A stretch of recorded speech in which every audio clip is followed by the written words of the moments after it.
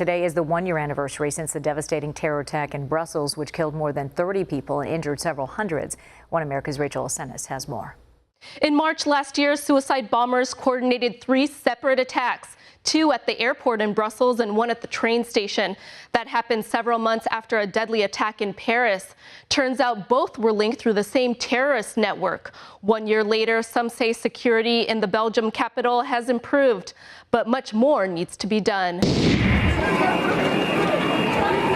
On March 22, 2016, 2 suicide bombers, both Belgium nationals linked to the Islamic State, blew themselves up in different parts of the city, including the Brussels airport and the metro station.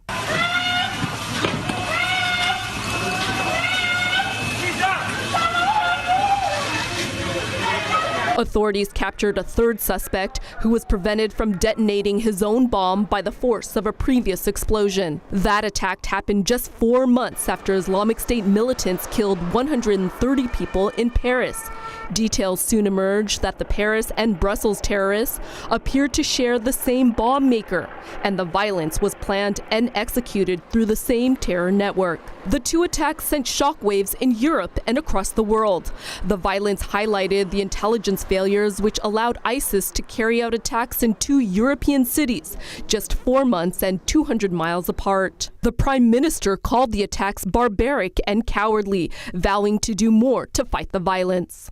I'd like to say with full force, those who have chosen to support a barbaric enemy of freedom, democracy, and fundamental values, to say to them that we will stay united and together, that we will stay fully mobilized. More security measures have been implemented in the city since last year's attacks. Despite these efforts, though, Belgium remains vulnerable. Many say counter-terrorism response could still improve, as the fear of terrorism continues to linger 1 year later. For us, March the 22nd will never again be a day like any other.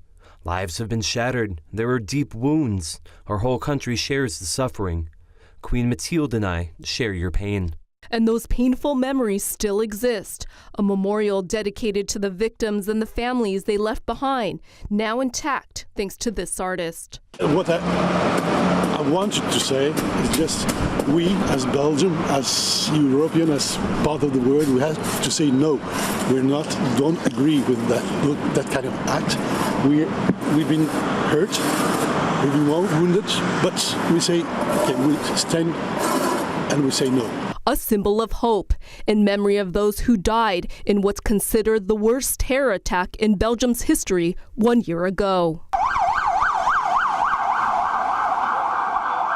Rachel Acenas, One American News.